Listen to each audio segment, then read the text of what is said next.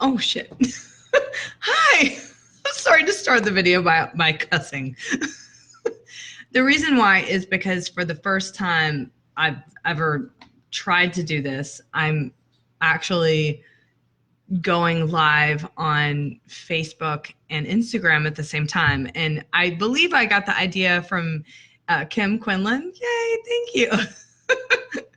And I hope that the video that I'm doing on Instagram isn't upside down. So actually what I'm going to do is I'm going to just adjust it just in case. Sorry. This is like experimental, so I can't really say it's going to go all smooth. So anyway, so with that said, I have two different things here. So I'm not necessarily looking at it in a camera. So if you're like, why are you looking all over the place? That's why. Anyway, so hello, thank you for joining me. I am doing a live video really late, especially really late for some of you over on the East Coast. But I've just put it off today. I've been super busy with clients and stuff and then just doing work. And then I thought I really wanted to do a video. I haven't done one in a long time. Just on my page, mostly about OCD. So I'm excited to be here tonight. So a couple of things I wanted to talk to, and thanks for being here, and thanks always for just your encouraging comments and stuff, and just for being you and us all being in this together. So tonight I wanted to talk about something that's really been on my mind, and I'm actually also doing a series on this on my podcast, Coffee with Chrissy. That's where I do like really short podcasts every single morning, 5 days a week, so Monday through Friday usually. And it's at buzzsprout.com, and I talk about things that are related to mental health. So it's not just about OCD. It's not just about, I mean, it is really just about my experience, but that's the only way I can relate to it. But I talk about all things mental health. So not just about symptoms, but also about stigma, and also about the things that aren't talked about a lot when it comes to mental illness. And there is a lot, as we all know. It's complex. It's complicated, it's isolating, it can feel sad at times, it can feel lonely. And so today and this week on my podcast, I wanted to do a video about it today. I really wanted to talk about some of the things that come up frequently with clients that I work with. If you don't know who I am and you're like, what is this girl talking about? I'm an OCD advocate, typically for the pure O type, which is a nickname for violent, sexual, blasphemous, intrusive thoughts with mental rituals. I'm the author of Pure OCD, The Invisible Side of Obsessive Compulsive Disorder. And I do referral consultations for individuals worldwide looking for resources and therapists that can help with OCD. So when I say I'm working with clients, it's usually because I'm working with them for peer support or doing referral consultations. So I have a lot of experience, not only because I live with OCD, but a lot of experience working with hundreds of individuals worldwide. And gosh, we all, and it doesn't matter if it's just OCD, that's not it. It's when it comes to living with a mental illness, we all deal with the same things when it comes to stigma. We all deal with the same personal stigma and isolation and loneliness. And there are things that we can't talk about with those that we love sometimes.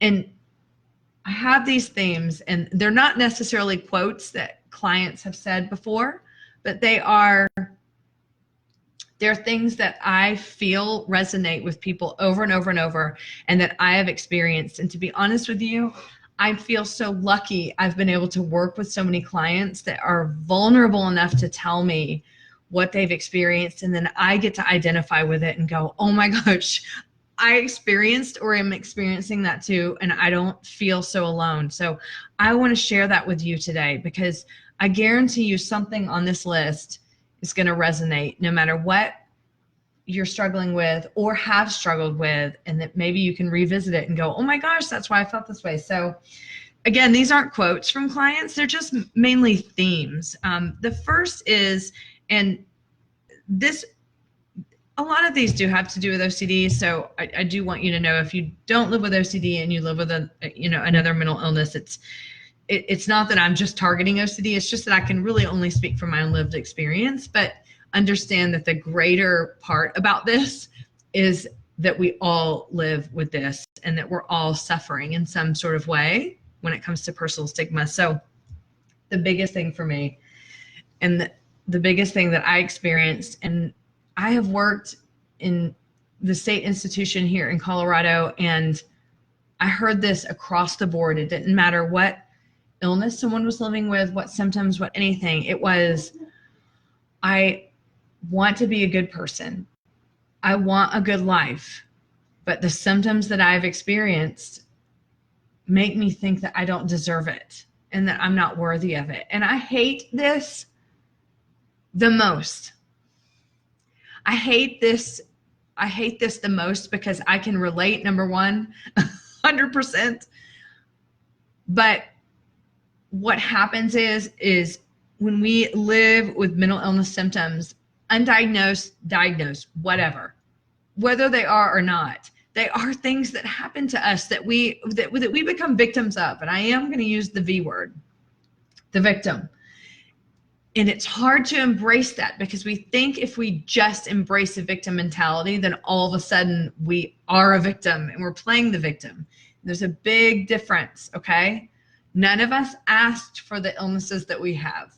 No one does. We don't want it. Most people will say, I wouldn't wish that on my worst enemy. I have had clients before go, well, there's a few people.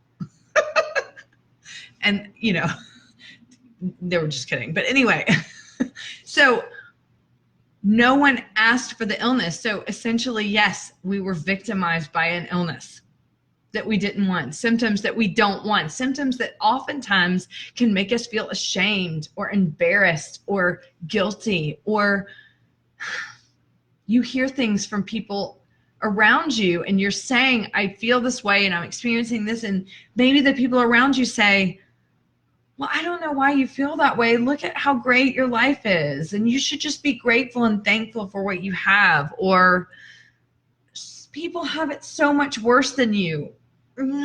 No. I mean, I know that people mean well, but oftentimes we're silenced about what we're going through because of those kind of comments. We're silenced because we think to ourselves, but we are good people and we want a good life. But what I'm going through makes me think I'm not worthy and I'm not deserving. And then maybe we reach out and that just reinforces that. Well, you just should be more grateful. You're just not grateful enough. And that hurts because it doesn't validate what we're going through and what we've been through. And it's important to recognize that and honor the pain that we went through too. Mental illness isn't easy, y'all. I should quote that at the top of this. Mental illness isn't easy, y'all.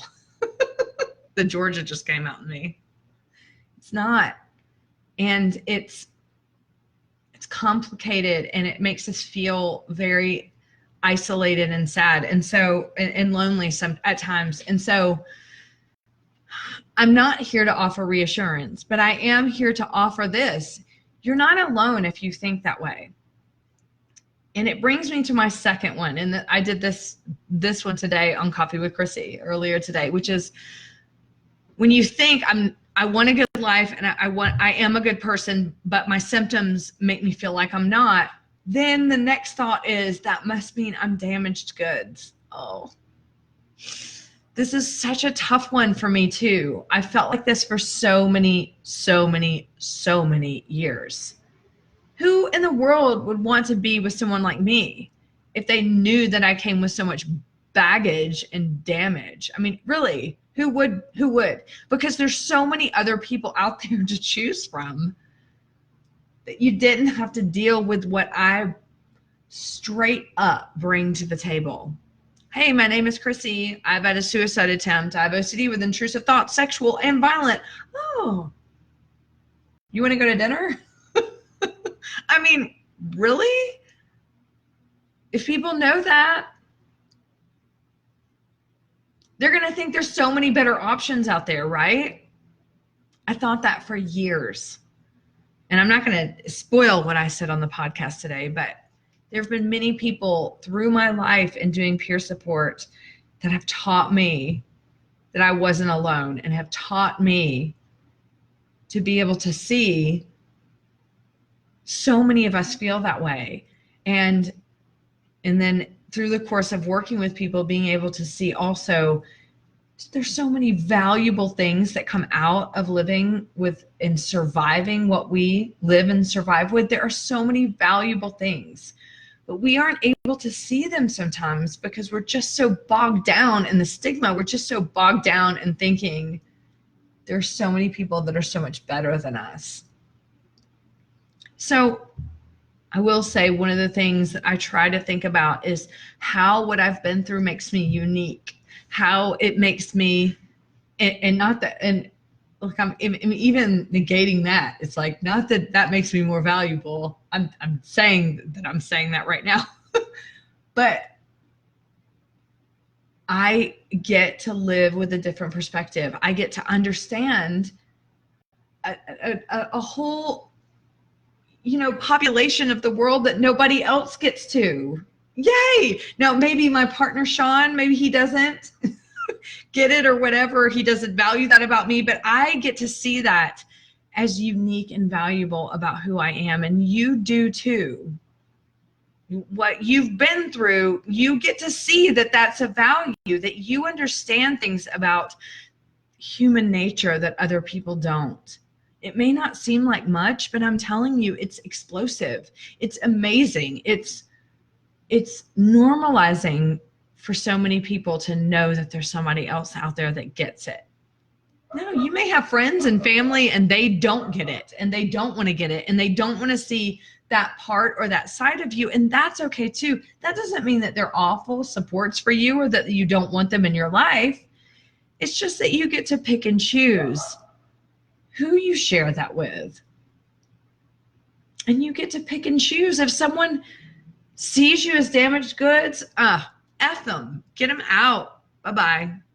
Because there's so many people like all of us out there. Those of you that are watching, you're watching for a reason. You're watching because you get it. You relate to it. There's so many of us out there. We get it. We relate. You don't have to settle. Which brings me to the next point. Sometimes when people don't understand our symptoms, when they don't understand what we've been through, the mental illness piece of it, you feel like you can't connect. You feel like you're living some sort of secret world, a secret life. Now, for me with OCD and Pure O, intrusive thoughts, I always used to think, well, if people knew what I was thinking, they would, they wouldn't like me, or they wouldn't want to do, or they would think I was horrible. What kind of person thinks these kind of thoughts? And that truly is, what kind of person thinks these kind of thoughts? Well, like, here's the deal. Like, you can connect with people all day. And I'm quoting Corey Hirsch because I always do. Your story is yours to tell. Just because you don't tell people the dirty details of your story doesn't mean that you can't connect with them.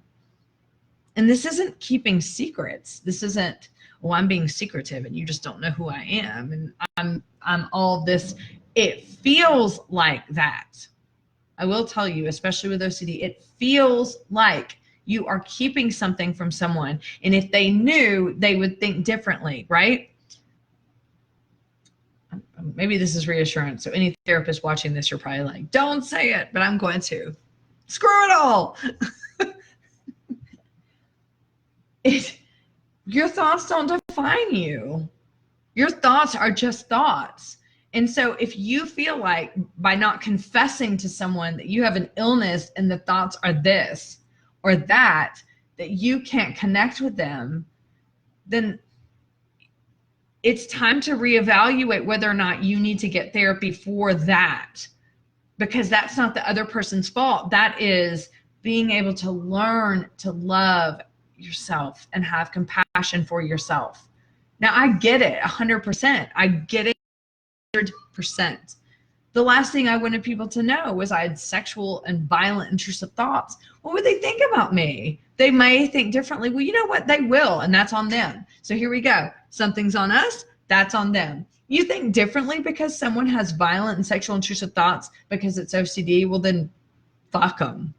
I mean, Truly, seriously, like, why would you want someone in your life that is going to look at you with an illness or intrusive thoughts that terrify you, and they're like, I don't want anything to do with you because you're gross or whatever. Fuck them. And you may think, well, these people are my family. Well, fuck them too. Sorry, but life is too short.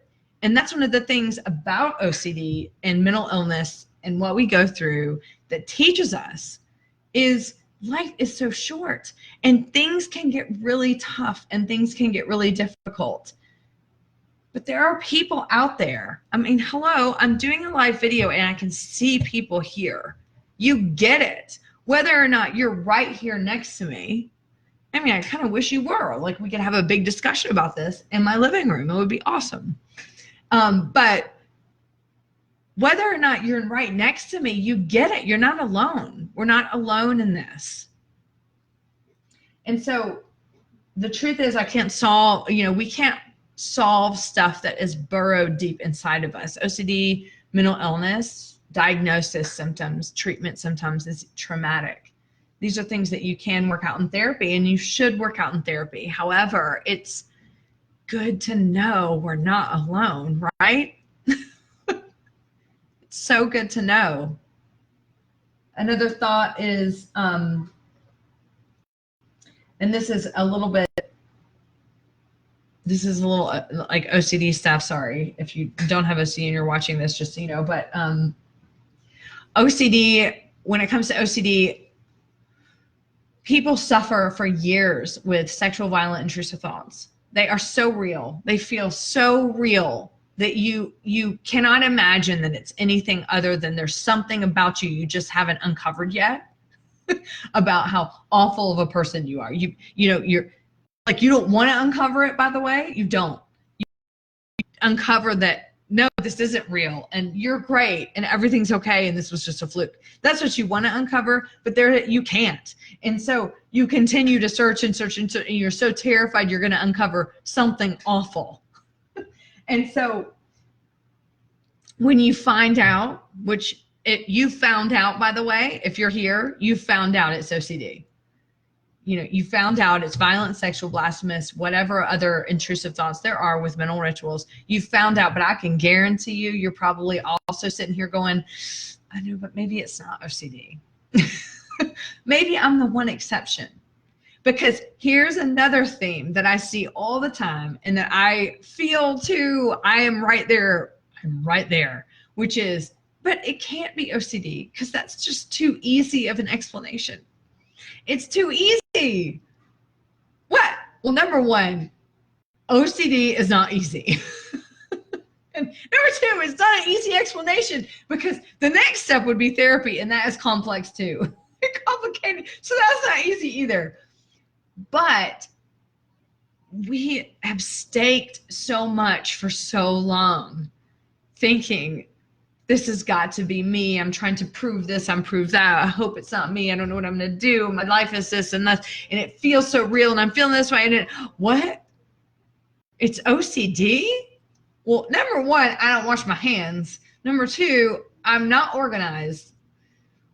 Could it be? I don't think so. It can't be. That's just too easy.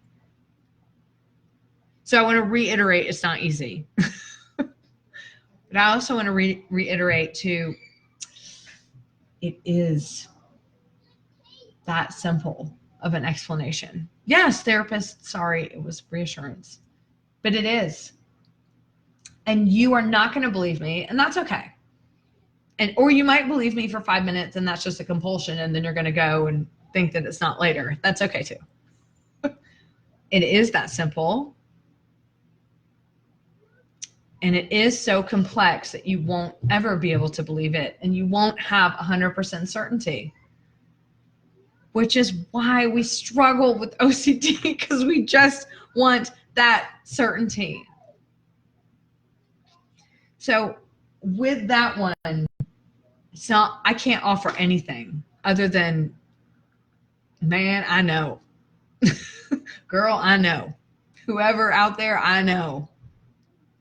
The first line of defense for me is always, I don't have OCD. This isn't OCD this time. This is real. I was just telling someone earlier today, what if OCD doesn't even exist? My whole career is a lie. There is no OCD. It's just a label to make us all feel like we're okay when we're really just nuts. Like, that's where my brain goes.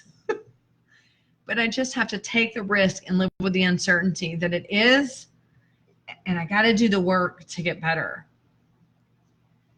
So lastly, and I think that this is important, and you may not relate to this, and it's okay, but I want to get it out there because someone said this to me many, many months ago, and I was blown away when he said it. He was my age. I'm 41. And he said, I have never been able to accept or feel like an adult or a grown-up because I still struggle with intrusive thoughts. Now, I'm going to tell you something. I live what I describe as in recovery with OCD, meaning I know how to manage it every single day. It still bothers me because OCD doesn't go away despite what anyone tells you. There is no cure. It doesn't go away. I can't stand it when people say it does because it doesn't have to be daunting. It just, you can accept that it's going to be there, but absolutely you can learn to manage it through therapy, medication, other things. Like, you can manage it, but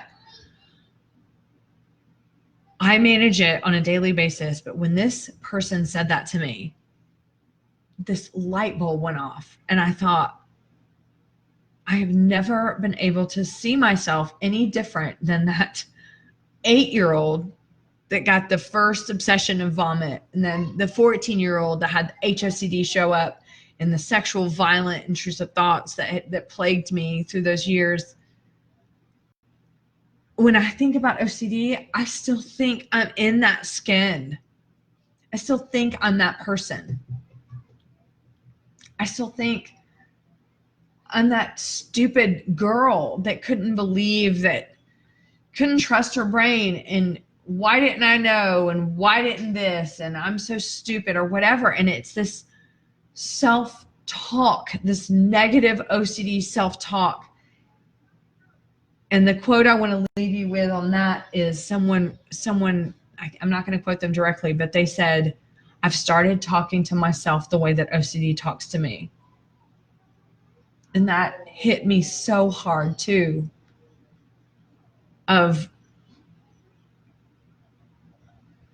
we start identifying with OCD, don't we? We start seeing that as who we are and what we have to offer, the damaged goods, the I'm not a good person. We start seeing OCD as who we are. And we don't have to. I'm here tonight to tell you that you don't have to. I'm here to tell you that these are common things that I've experienced, other people experience, and you don't have to feel it. I can't help you not feel it. I can't. But I can tell you that you're not alone. I can tell you that this is common. I can tell you that relief is possible. So that's really all I came to say tonight. I wanted to share with you because over the years, I have been so fortunate enough to have people be vulnerable enough to share with me their deepest fears and their struggles, and what they have taught me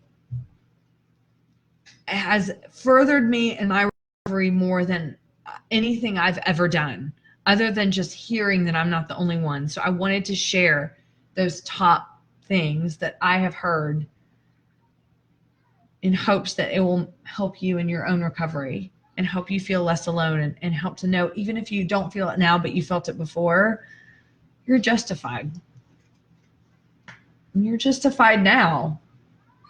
And I do want you to know, just because you have a mental illness, just because you still experience mental illness, that has nothing to do with whether you're a good person, whether you have a good life, whether you're damaged goods, none of that. So with that said, I'm going to go. Thank you for being here. And thank you for bearing with me when I had like 2 platforms and I'm looking all over the place. I don't even know what's going on. So have a wonderful midweek, and I will see you next time.